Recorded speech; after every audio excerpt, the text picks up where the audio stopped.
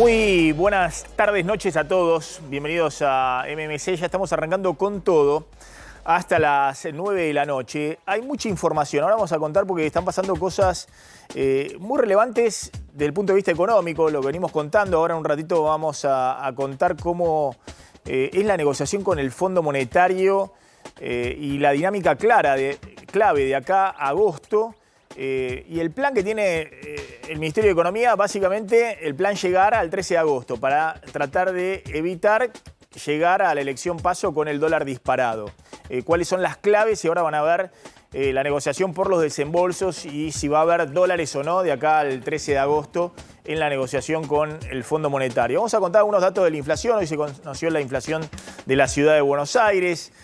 Hay cierto alivio mínimo también en el gobierno porque ese indicador mostró cierta desaceleración, o por lo menos se mantuvo en niveles muy elevados, pero no siguió acelerándose y ahora vamos a explicar por qué. Básicamente porque mayo fue un mes de calma cambiaria, no hubo un salto de los dólares libres como sí había ocurrido en abril.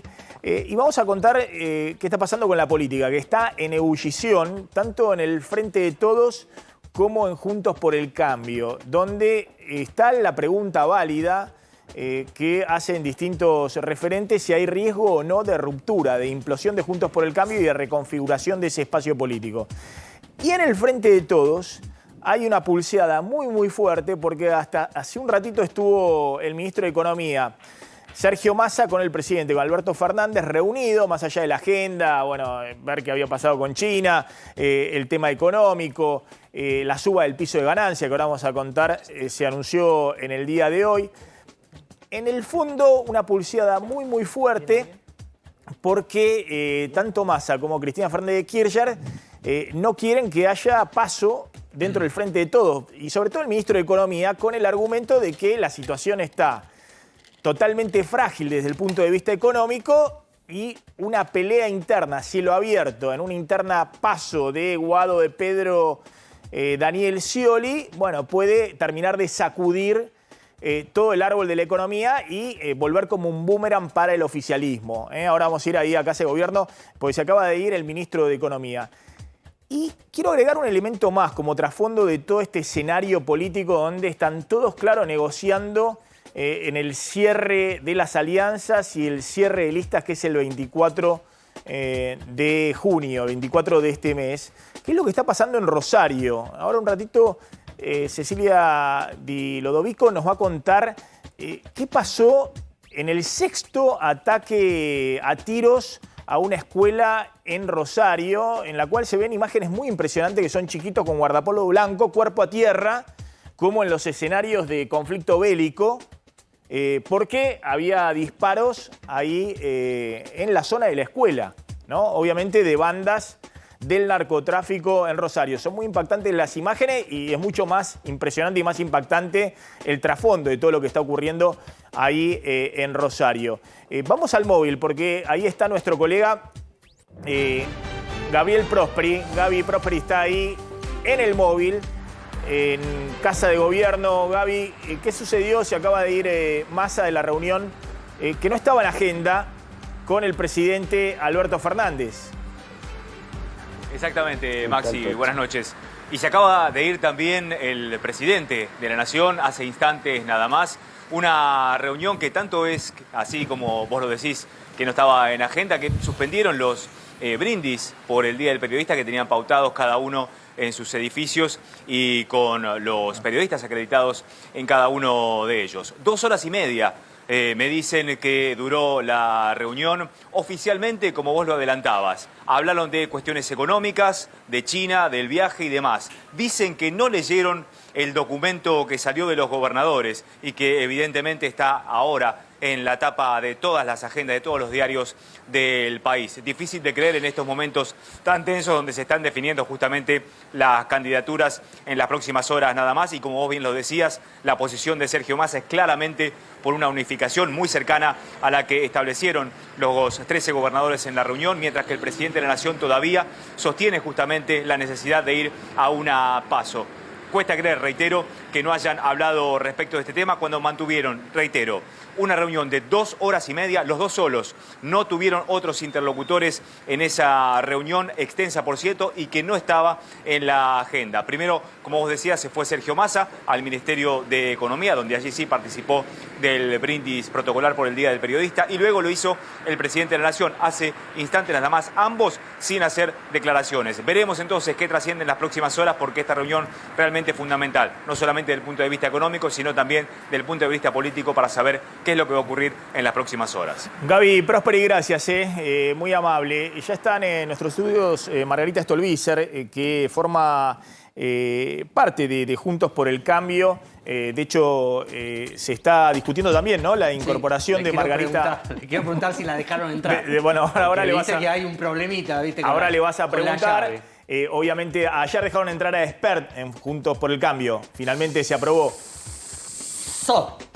Todavía más no. O menos. Bueno, todavía no. Acá tenemos a alguien que nos va a corroborar eso. El que hace con la mano así es Juan Pablo Arenaza, que es una espada histórica que ha estado siempre al lado de Patricia Bullrich, que hoy más que nunca cierra filas y plantea que esta jugada de Rodríguez Larreta de sumar a Schiaretti puede hacer implosionar a Juntos por el Cambio, y que Larreta está jugando con fuego. Ahora vamos a contar un poquito qué está pasando en esa interna. Quiero que me sumes, Javier, un poco esto de Massa con Alberto Fernández, Cristina y demás. Yo vengo diciendo hace rato que siempre las responsabilidades en el oficialismo son mayores que en la oposición. Si la oposición quiere pelearse, así lo abierto, si están jugando todos, digamos, para que Milei, que no tiene que discutir con nadie, crezca en las encuestas y en todo caso esté ahí en la discusión a costa de Juntos por el Cambio, bueno, será una cuestión que la sociedad observa y después evalúa y con su voto define. Pero en el oficialismo tiene la responsabilidad principal de que están gobernando. Y en ese gobierno a mí me sorprende mucho, ahora vas a contar la jugada hoy de 13 gobernadores, que el oficialismo crea que la situación es un paseo hasta agosto y después hasta diciembre. Le quedan 6-7 meses clave, que son los 6-7 meses que todos los economistas decimos, bueno, fíjate las últimas 6 elecciones, ¿qué pasó entre agosto y noviembre? Y el Banco Central te vendió 4.000, 5.000 millones de dólares en todos los años promedio. Es decir, vienen los meses donde todos se agarran de las manos y dicen, ¿cómo hago para terminar el gobierno? Entonces, a mí me sorprende mucho que esté el oficialismo discutiendo si va a tener una PASO, si Scioli va a discutir con Guado de Pedro, con Kicillof o con quien sea el rumbo económico. Y en el medio uno dice, tienen la responsabilidad de que esto no se desbande. No solamente de llegar a agosto será problema de ellos si sacan más o menos votos, sino de llegar a diciembre sin una crisis total, porque la situación verdaderamente es muy, pero muy delicada. Cuando en la Argentina faltan dólares y no querés devaluar porque se te desbanda todo, se te espiraliza la inflación, bueno, está todo pendiendo de un hilo muy, muy finito. Y ese hilo depende, obviamente, de cómo vas a administrar los dólares de acá a agosto o a diciembre, de las medidas que tomes para que no se te desbande lo que se llama la demanda de peso, que la gente que está con peso en los plazos fijos y demás salgan todos disparados para el dólar, y también de las expectativas de un mínimo orden que tengas interno político dentro del oficialismo para que no se desbanden también las expectativas. Porque, insisto, ha sucedido siempre en el segundo semestre de los años electorales, desde el 2011 hasta la fecha, desde que existen las PASO en la Argentina, que además generan un espacio de tiempo muy largo, verdaderamente, una transición muy larga entre agosto y diciembre. Pero bueno, contá, Calvo, cuál es la información y ya vamos a la interna de Juntos por el Cambio, que están puestas ahí todas las luminarias, ¿no? Están puestos todos los focos en la interna de Juntos por el Cambio. Sí, para la gente que está preocupada de otra cosa, que no llega a fin de mes, que no les alcanza la cantidad de laburos que tiene, la política está definiendo las listas electorales. Es lo que hay. Falta una semana para que se definan los frentes, es decir, estamos exactamente a una semana de la fecha tope para que cada fuerza política defina ante la justicia electoral, mande qué fuerzas, qué partidos integran las alianzas electorales que se van a presentar en las PASO, y estamos a poco más de 15 días de las candidaturas. Por eso este frenesí loco desquiciado en algunos casos, que hace que, por ejemplo, 13 gobernadores y gobernadoras del justicialismo hoy, en el Consejo Federal de Inversiones, la sede de los gobernadores, prácticamente de la rosca política de los gobernadores peronistas en la ciudad de Buenos Aires, esos que vemos en pantalla, le reclamaran, le pidieran, le exigieran al Frente de Todos Nacional que no haya paso, que no haya competencia. Toda esa muchachada que vos ves en pantalla es toda gente que pide eso al Gobierno Nacional o al Frente de Todos Nacional, pero adelantó todas sus elecciones, desdobló todas sus elecciones. Es decir, no confiando en la elección nacional y tratando de alambrar sus territorios, prácticamente el 99% de los que están ahí desdoblaron las elecciones y ganaron sus elecciones o tienen la expectativa de ganar sus elecciones. ¿Por qué piden que no haya paso, tal como originalmente pedía Cristina, ahora ya no está tan convencida, y como sigue pidiendo Sergio Massa?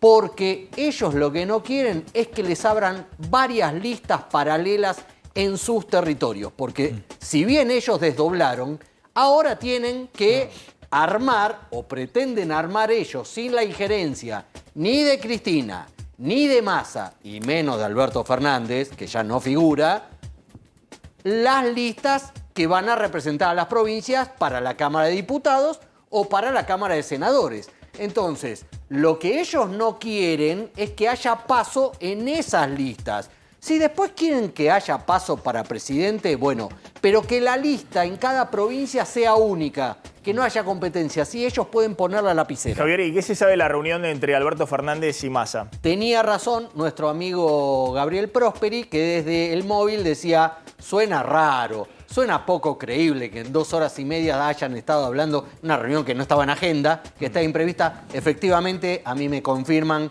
que hablaron 5 minutos de lo que pasó en China, 5 minutos de lo que puede pasar en el futuro viaje de Sergio Massa a Washington por el Fondo Monetario.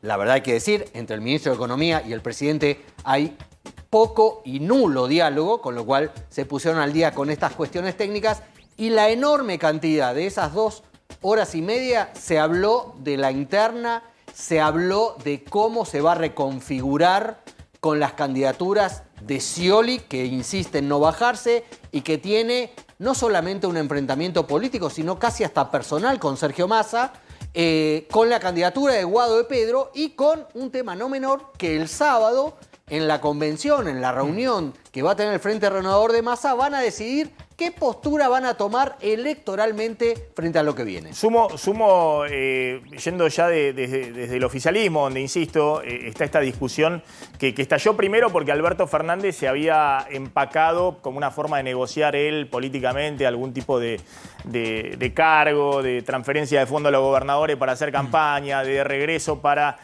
cuidar su espacio político, que es minúsculo, primero diciendo hasta último momento que era candidato. Que era obvio que el gobierno, el dirigente con peor imagen en la Argentina, que se caía esa candidatura. Y después Scioli plantándose, Alberto Fernández plantándose con la candidatura de Scioli. Porque el sostén principal ahí es el presidente. Un presidente que muchos preguntan, bueno, ¿qué hace hoy el presidente? ¿Cuál es la función del presidente? Y se planta con esto. ¿Sí? Y eso genera tensiones muy fuertes dentro del Frente de Todos. Ahora, la clave, insisto, la responsabilidad es mayor dentro del oficialismo que en la oposición, porque tienen que gobernar. Y acá hay una situación económica muy, pero muy compleja en los próximos meses, que puede agravarse si en medio de todo esto van a una interna feroz, que en realidad, que siempre las internas del peronismo, si uno se está asombrando de la interna de Juntos por el Cambio, bueno, esperen a ver la interna del peronismo, ¿no? Pues va a ser un show de fuegos artificiales a cielo abierto. Con un extra que te quiero sumar.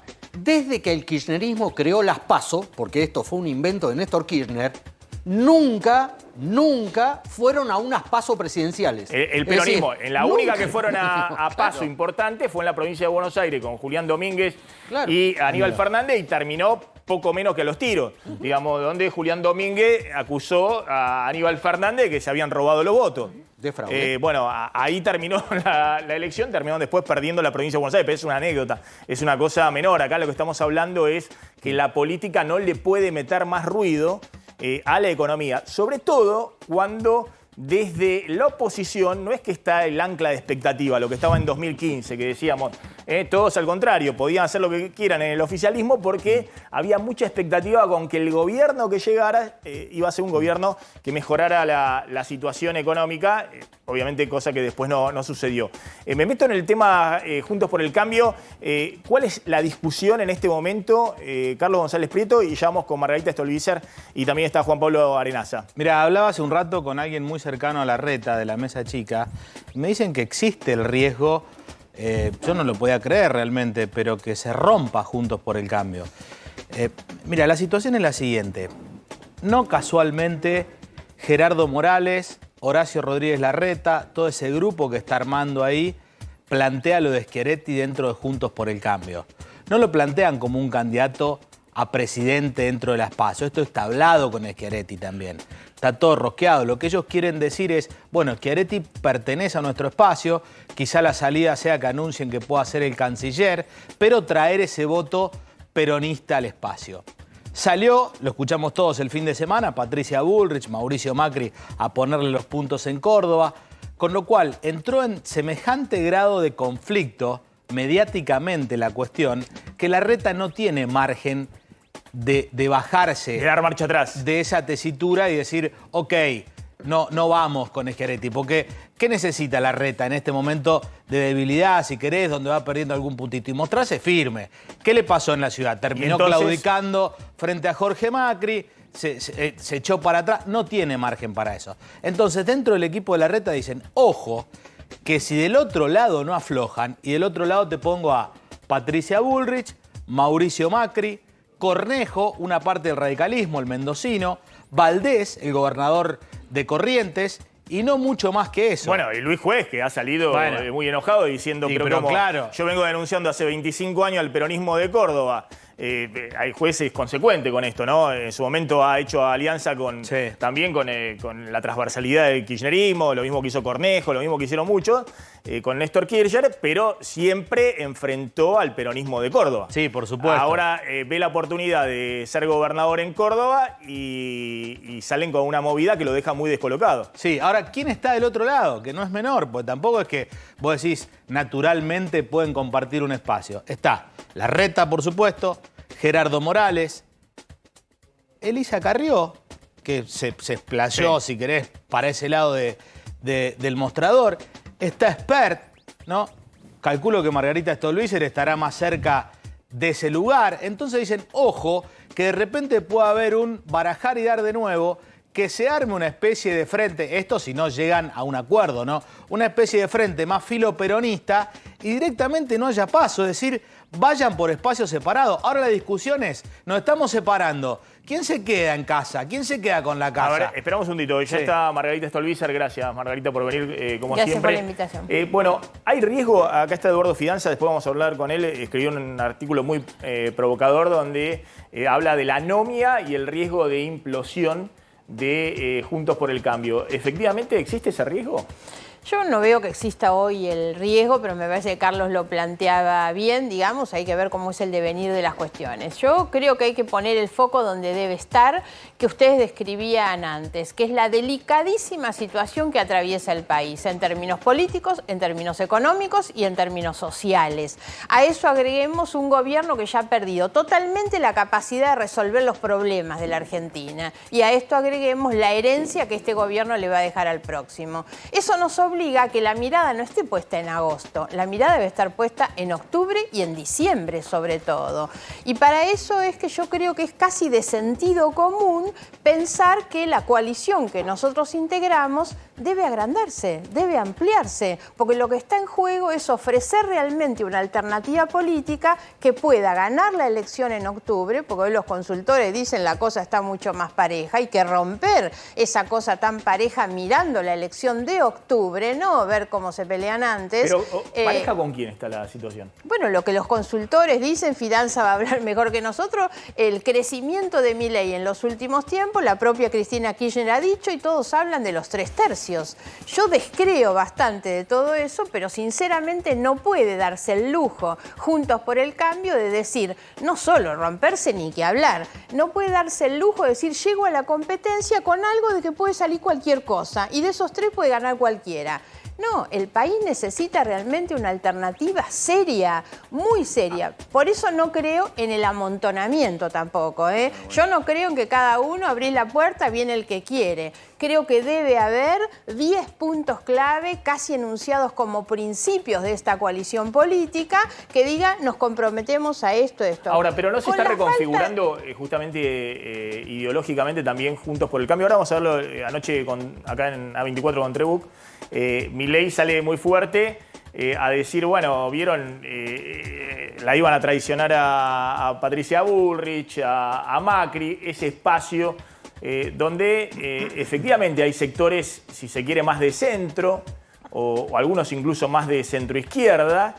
Y hay otros sectores como Patricia Bullrich, el propio Macri, que permanentemente hacen guiños a Milei, digamos, que consideran natural, lo ha hecho el expresidente Macri ayer enfrentando a Larreta y apoyando a Juez. Ha dicho que es muy saludable todas las posiciones de Milei y que son hasta casi educativas para la sociedad. Bueno, eso para mí es realmente tremendo, tremendo, y me parece que eso le hace mucho daño a una coalición política que pretende gobernar, decir que es bueno que liquidemos la educación pública, que es bueno que la gente pueda andar armada libremente por la calle o que pueda haber tráfico de órganos o hasta de personas, sinceramente. Ni me meto en las fantasías que significa el incendio del Banco Central, la dolarización, cosas que son absolutamente impracticables, dichas incluso por los propios economistas cercanos a Milei.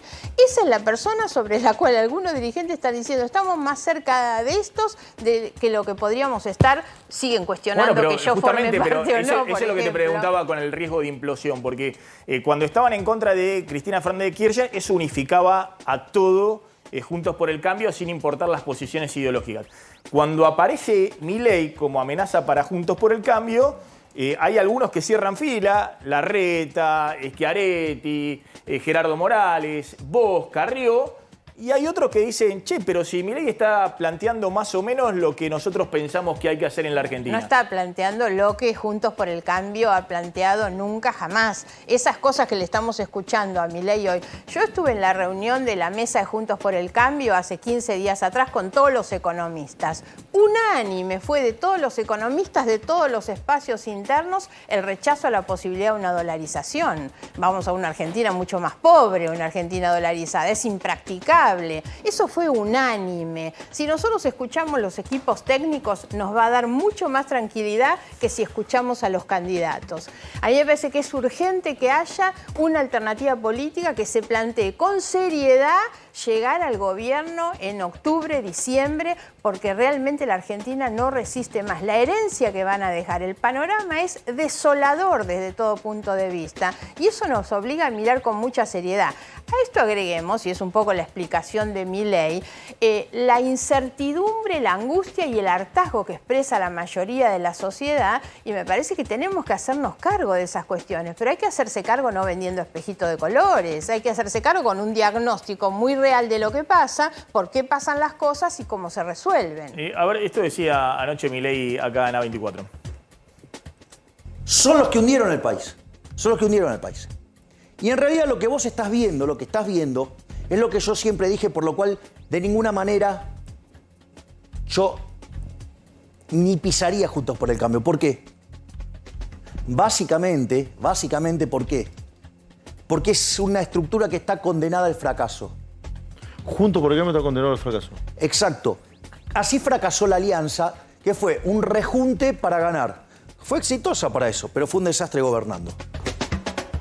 Bueno, y después los atendió uno por uno, ¿no? Habló de Morales, que está hace 30 años viendo el Estado, habló de... uno por uno, dijo. Dijo Larreta, que hace 24 años que vive del Estado y pasan las administraciones y queda. Uno por uno, le sacó la ficha a uno por uno.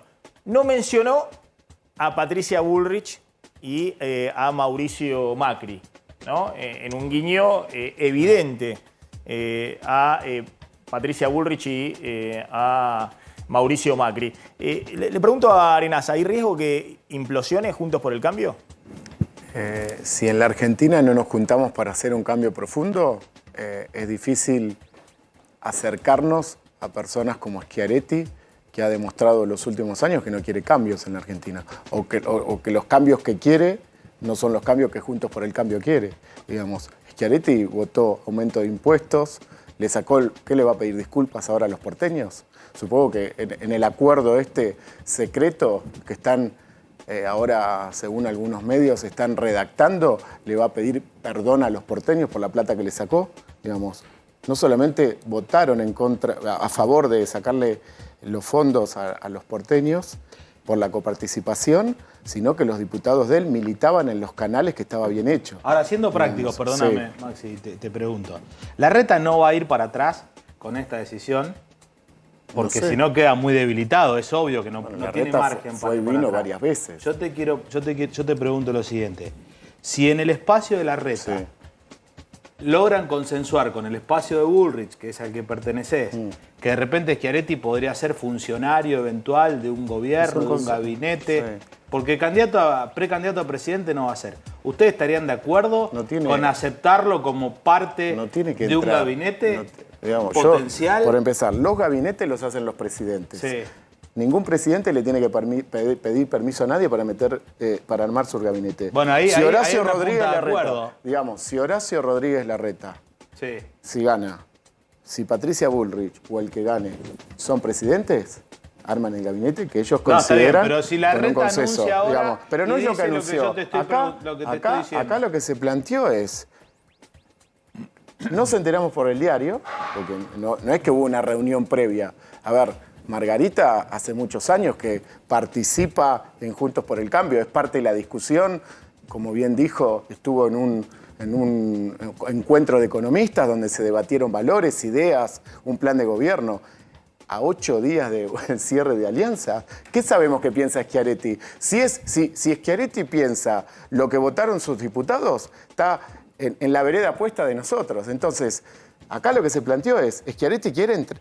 Después Schiaretti dijo que no, digamos. Pero si todo este lío es para que Schiaretti, en el posible hipotético gobierno de Horacio Rodríguez Larreta, sea el canciller, no necesita entrar a un frente electoral. A ver, lo sumo de Eduardo Fidanza, que escribió este artículo, a mí me llamó la atención. Fidanza tiene mucha experiencia, muchos años, digamos, de evaluación de las distintas fuerzas políticas. En 2021 todos veían, Juntos por el Cambio, estaba simplemente en la discusión de quién iba a ser el próximo presidente, quién iba a ser el gobernador, quién iba a ser el gobernador de Santa Fe. Digamos, estaban de alguna manera viendo y ordenando las cosas. Y hoy, más allá de los cargos, ¿no? Evidentemente hay una pulseada muy fuerte entre Larreta y Bullrich. ¿Cuál es tu punto? ¿Hay ahí una especie de partición ideológica de Juntos por el Cambio? ¿Empiezan a flaquear esa unidad que habían mostrado durante mucho tiempo para enfrentarse al kirchnerismo? Sí. Mi argumento es sobre lo que yo llamé la implosión de Juntos por el Cambio, pero va asociada a la otra parte. La nota se llama anomia e implosión, porque si no ponemos la cuestión de la anomia, ¿qué es lo que está pasando? Y eso es lo que la sociedad está percibiendo. Una lucha aparentemente sin límites, y como dice Margarita, al margen de las angustias sociales, entre líderes políticos que sí, podemos hablar de que hay matices ideológicos, pero que pertenecen a una coalición, en el caso de Bullrich y Larreta, al mismo partido.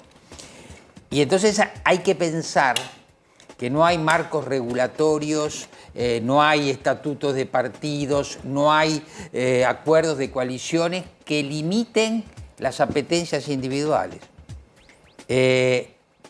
Si queremos hacer una interpretación literaria, hay que leer las tragedias políticas de Shakespeare que ocurren en las cortes y terminan en tragedia. ¿Por qué? Porque cada uno de los actores desarrolla una trayectoria sin tener en cuenta la trayectoria del otro y todos van por la apetencia del poder. Bueno, estamos viendo eso. Pero Eso- perdón, ¿eso no ocurre cuando falta un liderazgo? Porque bueno, cuando hay perdón, un líder que tiene pero Maxi, la mayoría de los votos en un eso- espacio, perdón. van todos atrás del líder, no Eso- solamente en el peronismo, sino Esa también... es parte de la Maxi, discusión. esto está en el argumento. ¿Por qué? Porque aquí hay pendiente una sucesión de liderazgos Claro. una vez que termina el gobierno de Macri y digamos a la gente que quiera a Macri no le gusta escuchar esto. En cierta manera ese gobierno fracasa. Antes había fracasado el gobierno de Cristina. ¿Qué imagen negativa tiene Cristina? En nuestras encuestas, 60% imagen negativa. ¿Qué imagen negativa tiene Macri? 55%. ¿Tienen ellos acaso capacidad de imponerse dentro de sus espacios? No, no tienen. Tienen presencia mediática y, por cierto, tienen influencia, pero no capacidad de organizar, de ordenar. Bueno, a partir de esa falta de liderazgos es que hay una cantidad de políticos lanzados. Y otra cosa más. Como está fragmentada la intención de voto, cada uno tiene una parte de la intención de voto, no se diferencia de otro.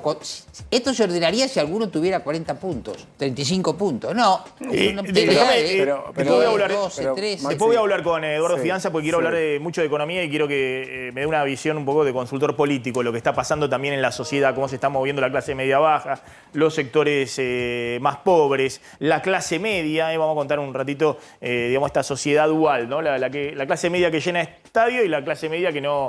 estadio para ver espectáculos internacionales con entradas muy caras y la que está perdiendo permanentemente calidad de vida y no sabe ya más que recortar para mantenerse mínimamente en ese segmento de la clase media. Pero vuelvo a Margarita y lo que hablamos con Arenaza. ¿Hay una posibilidad de que haya un sector de Juntos por el Cambio, Bullrich, Macri, que se vayan o rearmen un espacio con Milei y luego haya un sector con Larreta que rearme con parte del peronismo, con el radicalismo? A ver, la ruptura no hay duda que terminaría siendo suicida para el espacio, para la coalición, pero yo insisto con que lo más grave no es lo que le pase a la coalición, es lo que le pasa al país. Si el país vuelve a quedar en manos de los que están gobernando hoy, es una tragedia. Si el país vuelve a quedar en manos de Milei, es otra tragedia. Entonces creo que es un acto de responsabilidad política asumir cuál es la realidad y ese contexto que tenemos por delante para definir esto que yo le llamo los 10 principios básicos sobre los que tenemos que tener un acuerdo y sobre esa base tiene que haber una convocatoria, ¿no?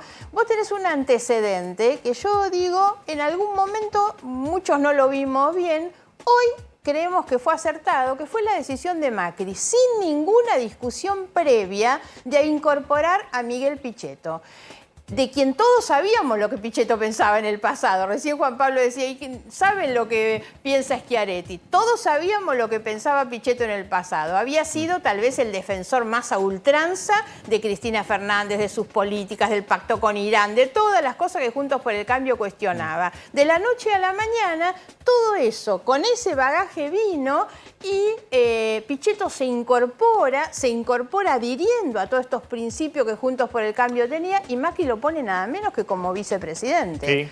Sí. Yo creo que fue una jugada razonable, inteligente, más allá de los resultados, que fue el reconocimiento de que debía ampliarse la coalición y debía ampliarse hacia el peronismo. Y me parece que son cosas que tenemos que poder discutir. Hoy lo que se plantea en torno a Schiaretti es más o menos similar, ¿no? Ya vamos a hablar del tema de FMI. Vamos a hablar ahora del tema de FMI y la negociación clave que hay ahora, la semana próxima, con el Fondo Monetario. Pero a ver, tomando un poco lo que dice Margarita, le pregunto a Arenaza. Un poco queda claro que Patricia Bullrich y Macri dicen, bueno, si ganamos... vamos a buscar a los diputados de Milei y al propio Milei para construir gobernabilidad. Y Larreta está diciendo algo distinto.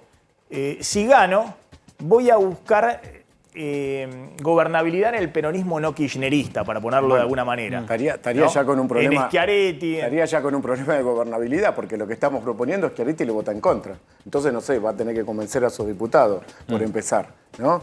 Y otra cosa para hablar un poco lo que decía Fidanza recién. Yo creo que justamente Juntos por el Cambio, lo que tiene que construir a partir de la PASO es la consolidación de un líder. Digamos, el que gane, Patricia, Horacio o el que sea, se va a construir un liderazgo dentro de Juntos por el Cambio. Por eso es importante la PASO. No es únicamente para saber si gana Patricia, si gana Horacio. Vamos a ver quién es el líder de Juntos por el Cambio, porque por suerte uno de los temas que tenemos es que tenemos muchos dirigentes dentro de Juntos por el Cambio que tienen imagen positiva y son competitivos para ganar una interna. Entonces, el líder de Juntos por el Cambio, el que va a sacar con coraje o con las características que tenga a la Argentina de este problema, tiene que ver justamente con el que gane la interna. Pero digo, Patricia Bullrich y Macri no están pensando eso.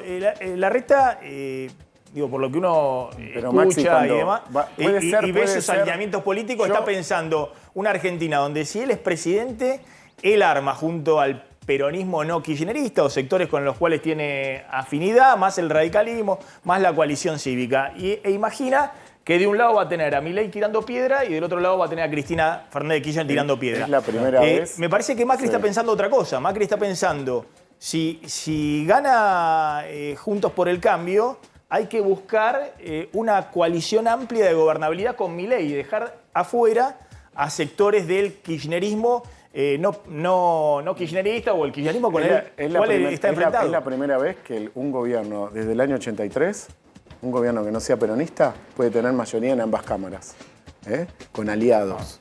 Digamos, si yo prefiero negociar con diputados independientes de poderes provinciales, que pueden ser los de Milei o otros, y no a diputados que vienen con un mandato del gobernador, yo prefiero gobernar así, digamos. Vos sabés que en el entorno de Larreta, alguien que, perdona Margarita, a ver si coincidimos, que en el entorno de Larreta el razonamiento que hacen es, como dice Maxi, construir ese 60-70% que necesitas para gobernar con el peronismo educado, pero ojo, dejar pegada a Patricia Bullrich, y me voy con lo que decía Fidanza, a ese Macri que tiene un techo del 55% de negativa y jugar con eso, ¿no? Incluso con la posibilidad de ir separados a las generales. Cierro porque tenemos mucha... Les estaría saliendo mal. No, solo como un dato, porque en el medio está Esper. Todo el mundo sabe que yo estoy en las antípodas del pensamiento de Esper. Pero Esper en estos 2 años en la Cámara de Diputados ha votado prácticamente todo con Juntos por el Cambio. Milei nunca votó nada con Juntos por el Cambio. Gracias a los dos. Gracias Margarita, gracias Juan Pablo Arenaza. Feliz día para todo el equipo. Gracias, muy amable Margarita. Algo que está sucediendo y es algo llamativo y que tiene que ver con la falta de trabajadores en algunas actividades. En algunos casos tiene que ver con que falta personal calificado, es decir, estamos con niveles de empleo elevados.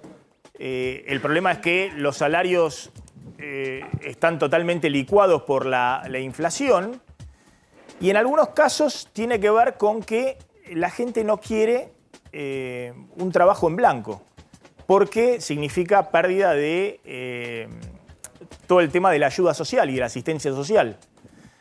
Obviamente en empleos menos calificados que tienen relativamente salarios menores a los de los empleos calificados. Mirá lo que está sucediendo en Misiones con la cosecha de cítricos.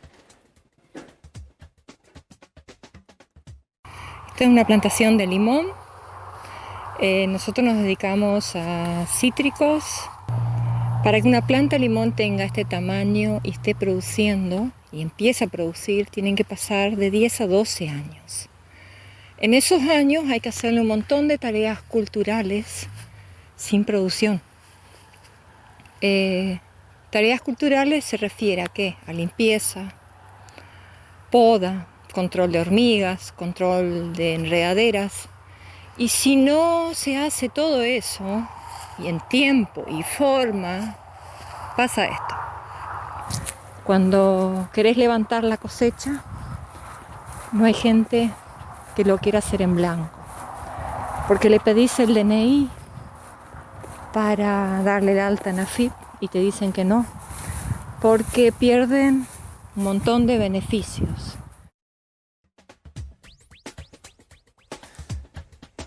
Bueno, ahí estaba la presentación. Está Isabel Freiberger, que es productora de Cítricos, es la que se escuchaba en el video y que contaba esta situación. Gracias por atendernos, Isabel, muy, muy amable. Bueno, venimos hablando en distintos sectores, digamos, con problemas para conseguir trabajadores. Ocurre acá en la Ciudad de Buenos Aires en el sector gastronómico, por ejemplo. Pero ahí en ese caso en Misiones tiene que ver básicamente con la dificultad para emplearlos en blanco, digamos, ¿no? Y me imagino que ustedes tienen un establecimiento que requiere que esos empleos sea trabajo formal. Buenas noches, feliz día. Gracias. Nuestra situación es bastante caótica y lo venimos atravesando hace muchos años, solamente que nadie lo quiere asumir. La situación no la pasamos nosotros, todos los que somos parte de la economía regional la padecen. La padecemos nosotros como los cítricos, acá en Misiones, la yerba, el té, todas las actividades donde vos necesitas gente y querés hacer el trabajo en blanco, no hay personas para hacer el trabajo. ¿Y a qué atribuyen eso? ¿Por qué ocurre eso? Vos querés personal y le decís, bueno, vienen. El problema viene cuando vos le pedís el DNI para darle el alta en AFIP, ahí directamente te dicen que no, porque se le cae la tarjeta alimentar, se le cae el salario universal y aunque vos le insistas y le digas, mira, a los 3 meses cobras el salario con aportes, directamente te dicen que no. Claro, ahí hay un problema evidentemente de incentivos, de cómo está puestos los incentivos y la ayuda social. Evidentemente ahí están colisionando, ¿no? Porque se han anunciado planes para transformar los planes sociales en empleo registrado. Pero en este caso no funcionan, digamos, es un trabajo temporal. Sí, es un trabajo temporal, pero puede llegar a medio año, 1 año, o sea, porque la cosecha se hace en un montón de tiempo. Esto de los limones sí es un trabajo de 3-4 meses y termina. Pero no es solamente que lo padecemos nosotros. Ayer tuvimos justamente una reunión en San Pedro, porque así como viene, la yerba mate también va a quedar casi la mitad o más en la planta, porque ellos tampoco consiguen trabajadores para levantar la cosecha en blanco. Entonces tuvimos una reunión en San Pedro con la ministra de Trabajo, y lo primero que se planteó es lo que dije ahí en el video, que no hay gente para levantar la cosecha. Y eso es realmente un problema a nivel nacional. Entonces, la ministra de Trabajo realmente estuvo de 10, o sea, era una reunión muy acalorada, que tendría que haber sido de 1 hora y fue como 3 horas. Pero se llegó al menos, yo creo que visualizamos como una luz en el camino que puede haber una solución. O sea, vamos a hacer una mesa de trabajo que vamos a llevar después a nivel nacional. Claro, no, es todo un tema ¿no? Porque se viene discutiendo mucho el tema. Acá en la Ciudad de Buenos Aires la falta de empleo calificado, ¿no? Se está tratando de hacer planes para transformar los planes sociales en empleo con cierta capacitación y hasta ahora no ha funcionado. Y de hecho hay distintos sectores de servicios que acá cuentan, están en un nivel de empleo porque digamos, hay sectores sociales que siguen consumiendo, los pesos dan vuelta, entonces hay nivel de actividad y hay empleo y no se consiguen trabajadores para distintas actividades.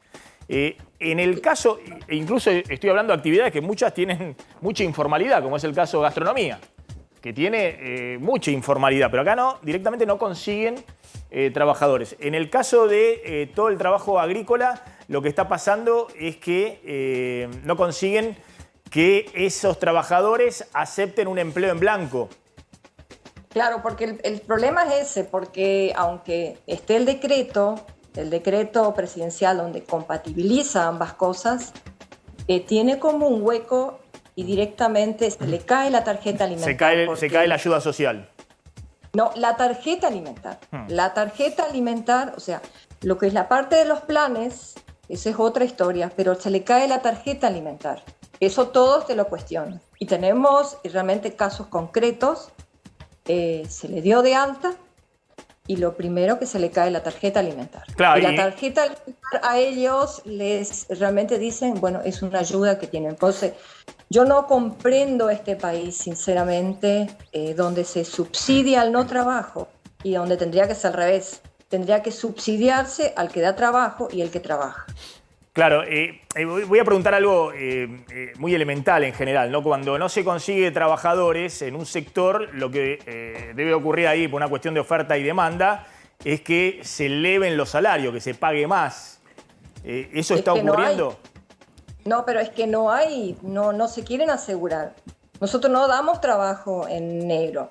O sea, no se quieren asegurar. Parece que no sé si yo no me estoy explicando bien. O sea, si hay una reunión en un lugar donde vienen un montón de productores, plantear una misma situación, que vos no podés levantar tu cosecha porque no hay gente para hacerlo, hay un problema. Yo quiero que, no sé si usted no me comprende, pero a nivel país pasa... Es un problema generalizado a nivel país. Y nadie quiere tocarlo, porque me da mucha tristeza en estos días, o sea, pues sinceramente los que trabajamos, porque lo ponen como si fuéramos un empresarios, no, somos trabajadores como vos, como cualquier persona, y tenemos, no sé si la mala pata que creímos en un país y lo invertimos y esperamos y realmente creemos en este país y nos tildan como mala gente porque queremos generar trabajo, pero si vos invertiste 12 años en una planta, la cuidaste, la mimaste y después no podés levantar tu cosecha, es complicado. Está claro. Bueno, vamos a seguir atentamente esta situación donde me parece que es parte también de la realidad lo que está sucediendo.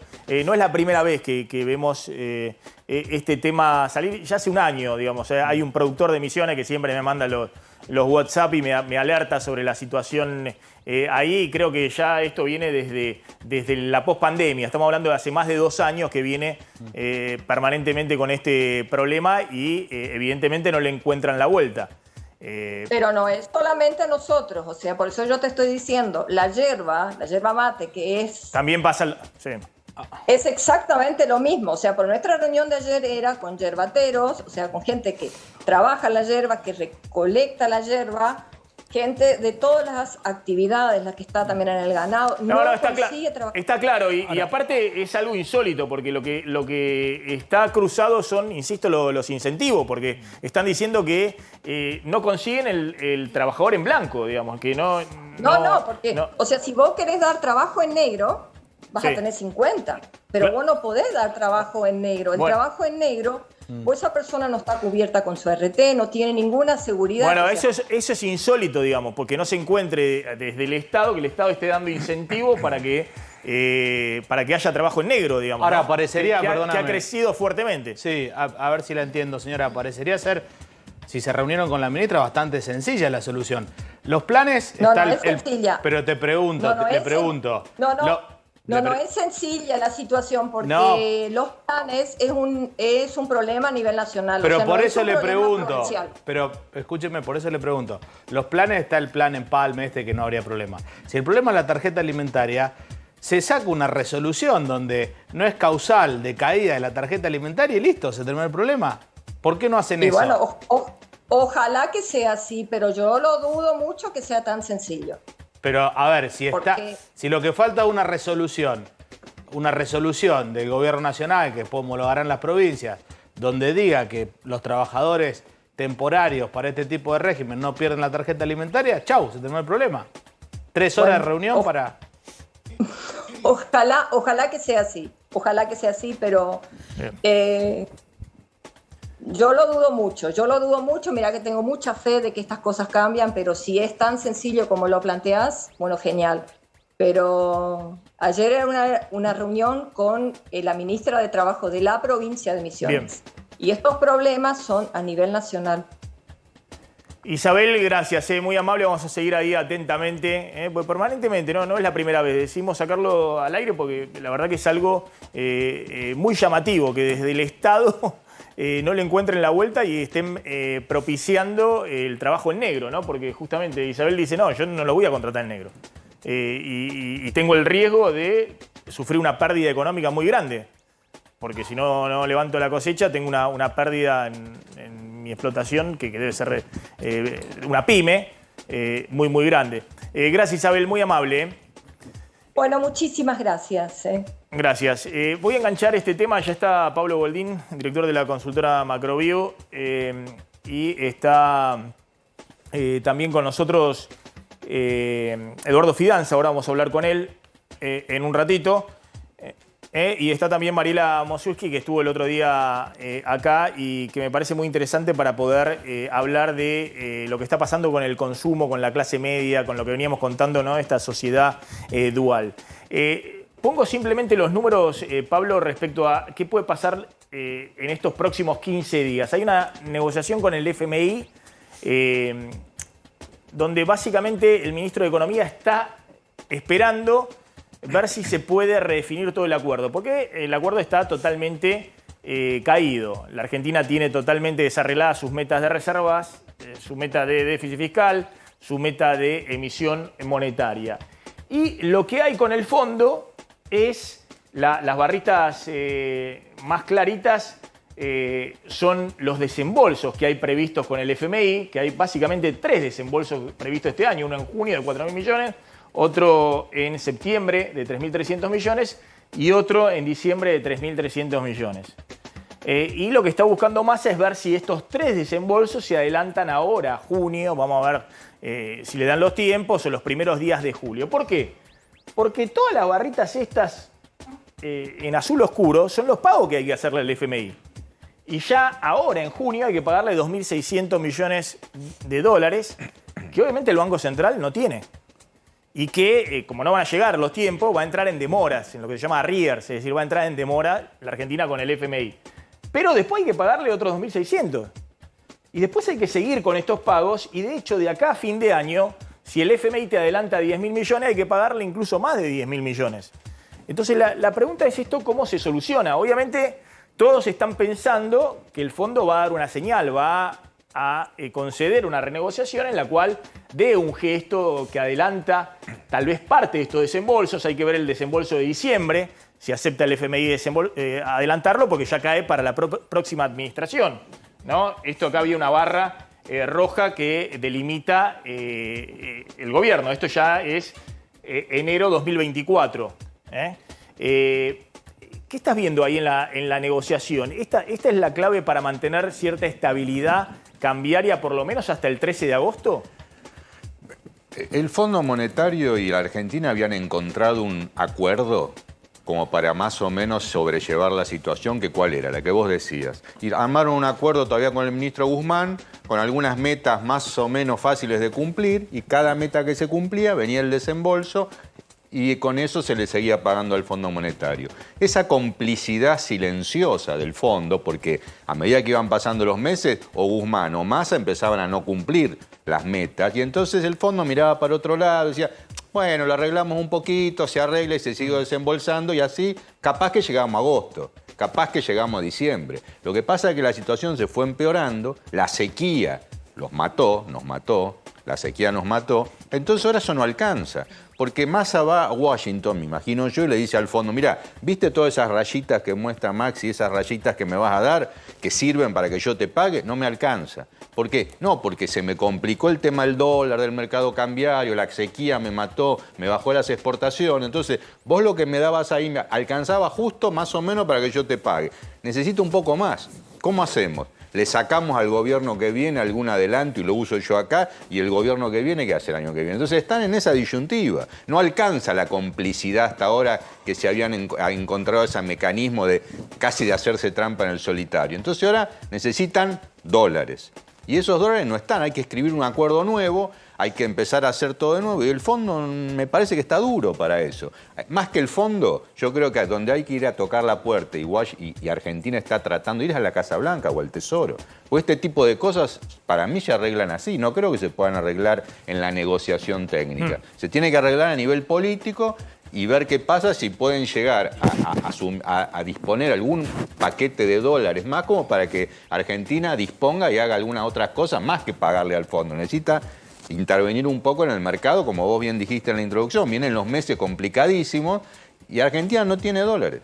Está Claudio Loser, que fue director del hemisferio occidental del FMI argentino.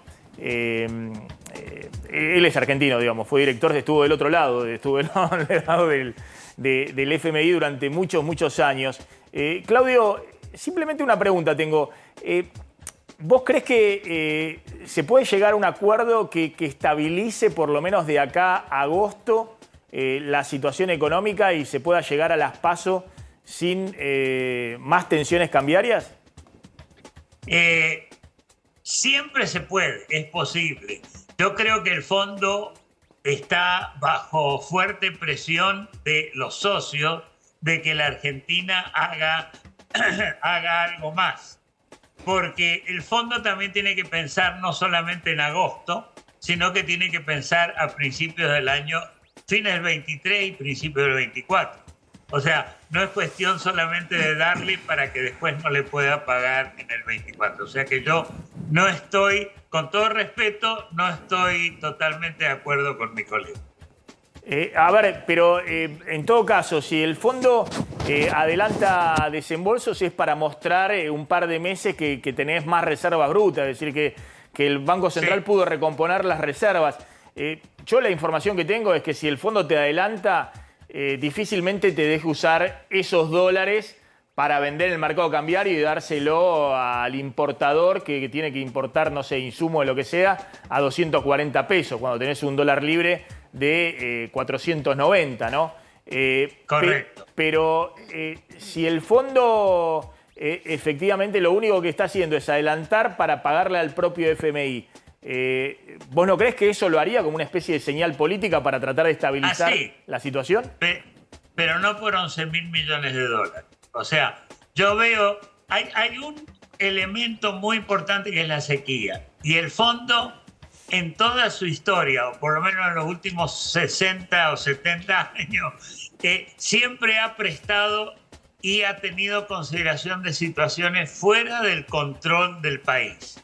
La sequía está claramente fuera del control del país, entonces yo diría, le puede adelantar, aparte de lo que le tiene que pagar la Argentina al fondo, unos 2.000 millones de dólares. Puedo estar equivocado, pero algo le daría, pero no las cantidades que está hablando el ministro Massa. Eso es como yo lo veo. Claudio Loser, gracias, muy amable.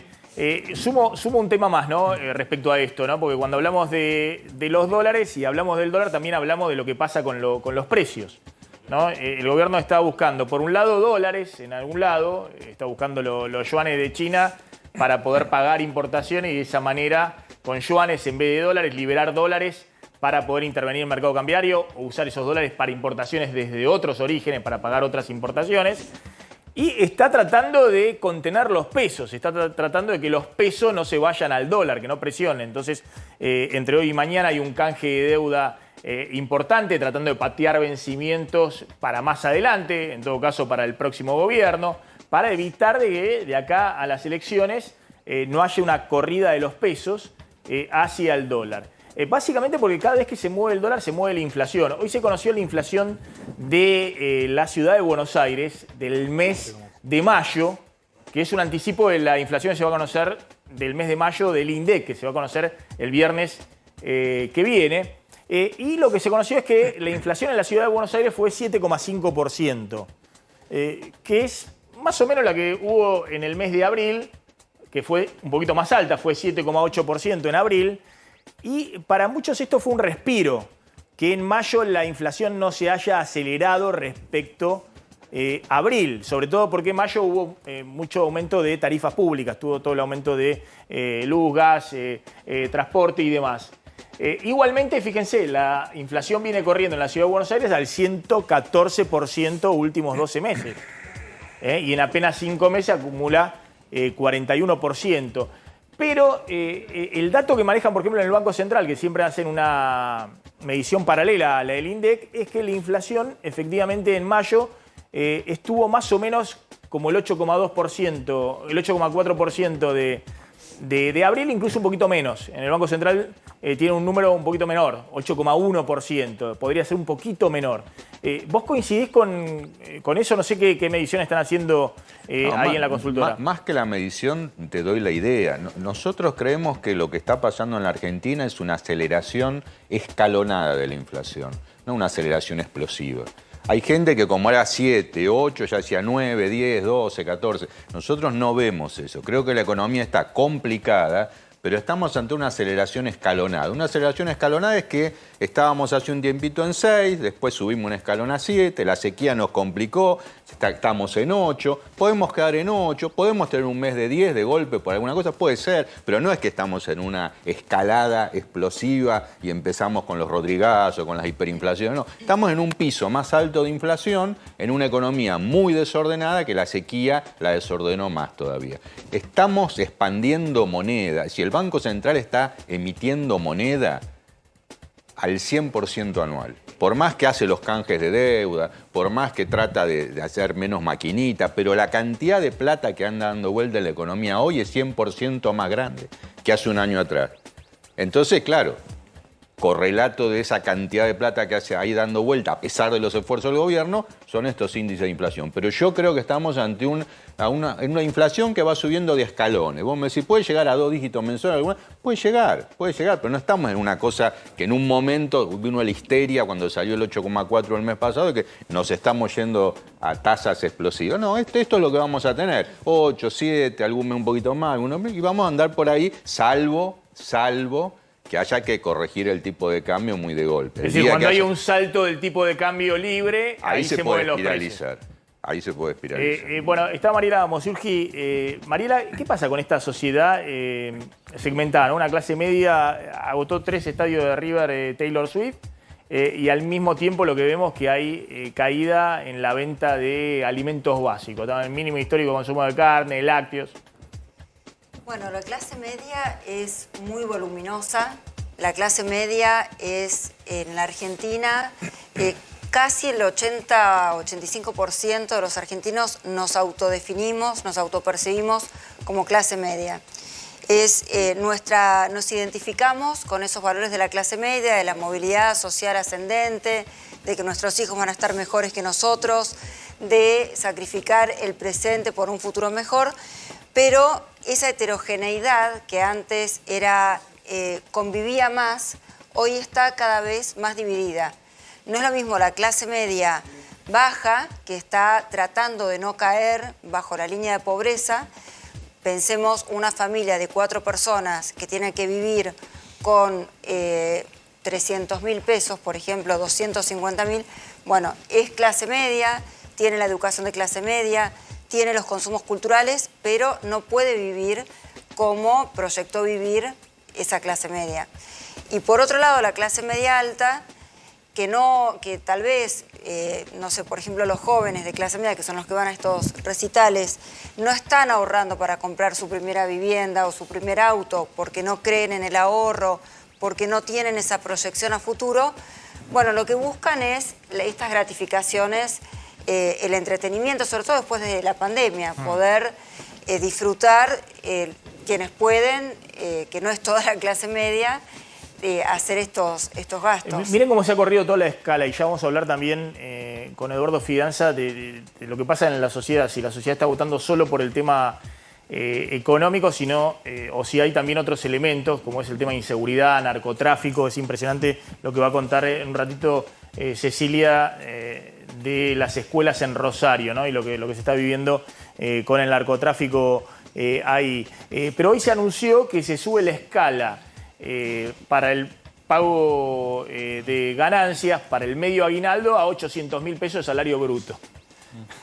Y en la pirámide social, obviamente ahí están en el salario bruto gran parte de los sindicatos más fuertes, los petroleros, los de, no sé, esmata, bancarios y demás.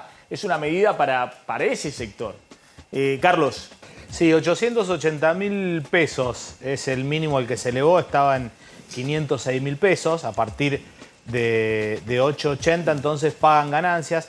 Me llamó la atención porque son muchos trabajadores, Maxi, a pesar de que la pirámide es chiquita, sí, son 500.000 trabajadores que cobran entre 500 y 800.000 pesos que van a tener acceso, no digamos a este beneficio, que van a dejar de cobrarle el impuesto a las ganancias. Es una medida anunciada por el ministro de Economía hoy en la mañana, que algunos dicen electoralista, otros dicen, bueno, con esta inflación, la verdad que si te pones a pensar un sueldo de 800.000 pesos... Es una medida que tiene que ver simplemente con actualizar por inflación, porque si no terminan pagando sobre el aguinaldo más para el Estado que lo que recibe el trabajador. No le conviene cobrar el aguinaldo. Estamos actualizando por inflación por fuera de lo que estaba en la fórmula. Son 10 salarios mínimos vitales y móviles lo que se actualiza con esta hoy medida. Eso es el 5% de la sociedad. En la pirámide que estábamos mostrando recién de Oliveto.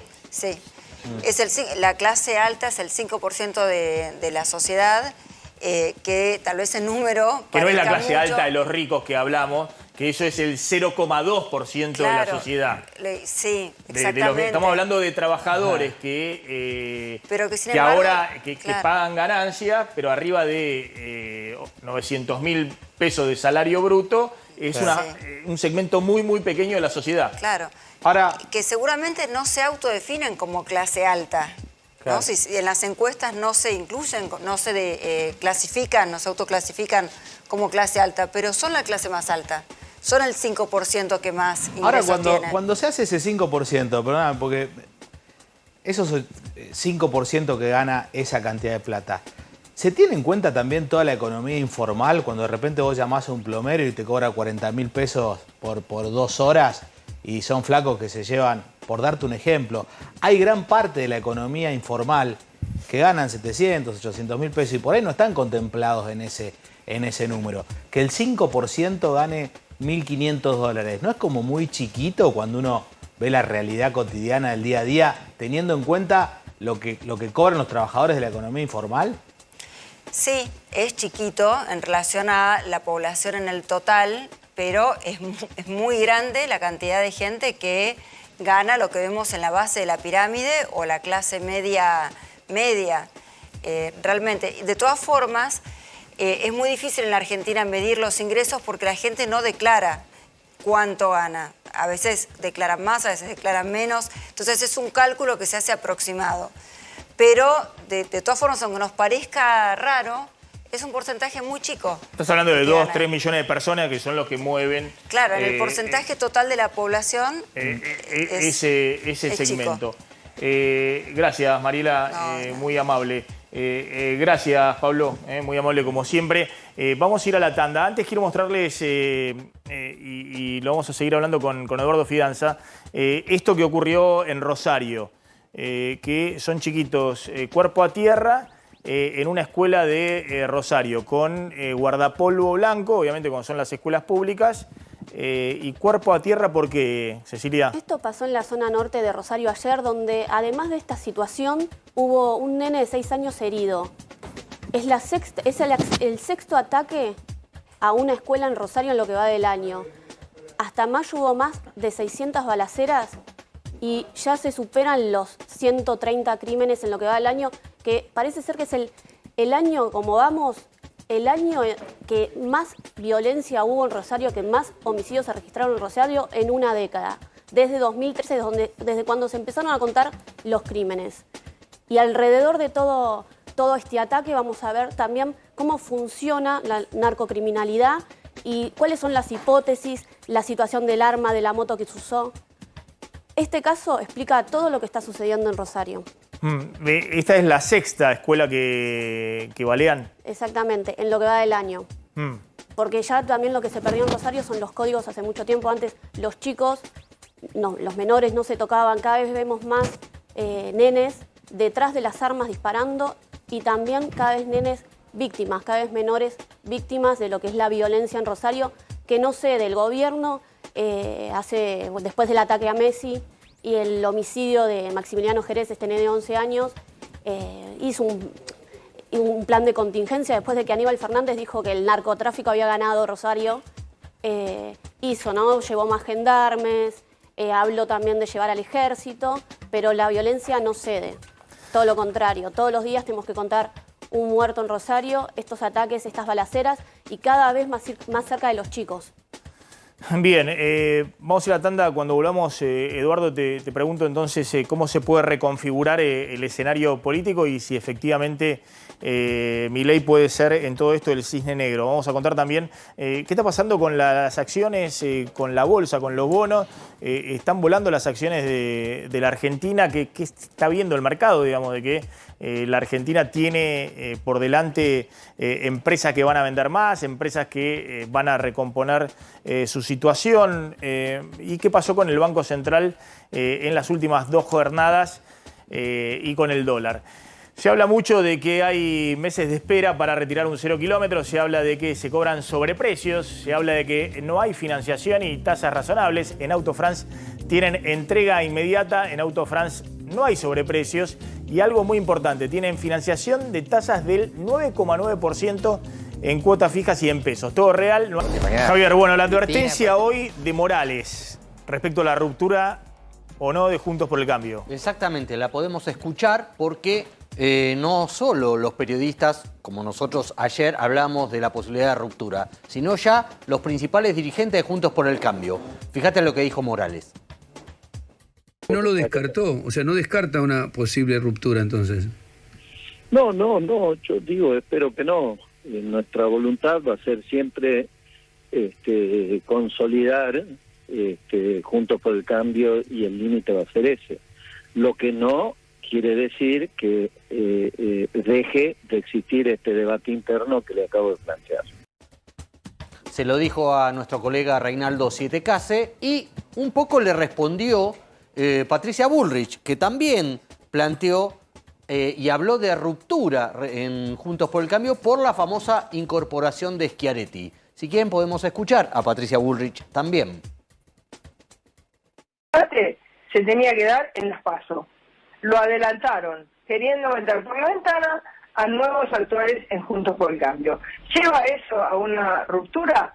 Depende nada más que de Horacio Rodríguez Larreta. Si Horacio Rodríguez Larreta sabe que tiene que ir a la cancha en la que está, y no inventar meterlo a Schiaretti cuando tenemos una elección en Córdoba, bueno, jugar limpio, hay que jugar limpio, hay que jugar con las cartas limpias. Ojo, porque Horacio Rodríguez Larreta está dispuesto a reformar y hacer votar al Consejo del PRO, que es el único partido que se opone o no tiene una mirada unívoca sobre la incorporación de Schiaretti, y en esa votación del Consejo del PRO, votar que puede entrar Schiaretti. ¿Qué va a hacer Bullrich y Macri al respecto? Eduardo, ¿vos crees que verdaderamente hay riesgo de ruptura? Sí, yo creo que sí. Uno ve que pasan las horas y ve que nadie baja un cambio.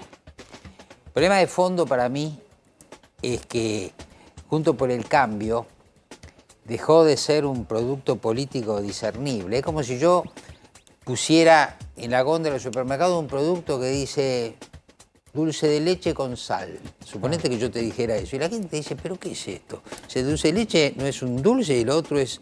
Bueno, llevaron hasta tal punto la diferencia. Fíjate cómo se refieren unos a otros, que no parecen formar parte del mismo espacio. Ha habido un juego de descalificaciones de la cual ahora es muy difícil volver. Y por eso en las encuestas no aparece asegurada la suma aritmética de los votos posterior a la PASO. Está claro que hay una cantidad de electores de Patricia Bullrich que si ella pierde con Larreta, no lo van a votar a Larreta. Y a la inversa también. Entonces... Es decir, Juntos por el Cambio, que siempre sumaba entre agosto y la elección general en octubre, acá tiene un riesgo muy grande, más allá de cómo salga la PASO. Por supuesto. Ahora, el fondo también, y lo vamos a decir en términos politológicos, es que Juntos por el Cambio, por la presión de Macri, y también de Bullrich se derechizó, ¿no es cierto? Y entonces ni la coalición cívica ni los radicales tienen esa sensibilidad. Y bueno, todo está tensionado. El problema es que Macri, el argumento de Macri es fracasé porque fui blando. Entonces ahora hay que ser duro. La pregunta es si la Argentina se puede gobernar con la prepotencia que Macri pretende o finalmente hay que sentarse a negociar. Y esa es una diferencia importante respecto a lo que vamos a hacer. Fíjate los números, fíjate lo que viene el año que viene. El peronismo va a estar en el llano, el peronismo político, pero el peronismo sociológico, el peronismo de los sindicatos, de los movimientos sociales, de las asociaciones empresarias, profesionales, va a seguir existiendo. Y además la sociedad ya ha visto asombrada... 40% de pobres. Y ha visto la sociedad asombrada cómo este gobierno discutían en el timón de la cabina del avión a ver para dónde iban en medio de la crisis. ¿Te das cuenta? Me imagino que la sociedad también ve que están discutiendo ahora, bueno, que se pongan de acuerdo rápido, porque después querer gobernar con ese tipo de discusiones, ya lo vimos en el fracaso de este gobierno. Bueno, por eso. Pero te digo, esa desnaturalización está llevando a esto, y es una cuestión de descalificación profunda. Sí. ¿Qué está pasando? Hay euforia en los mercados, ¿no? Una cosa rara, ¿viste? Los mercados, una realidad paralela.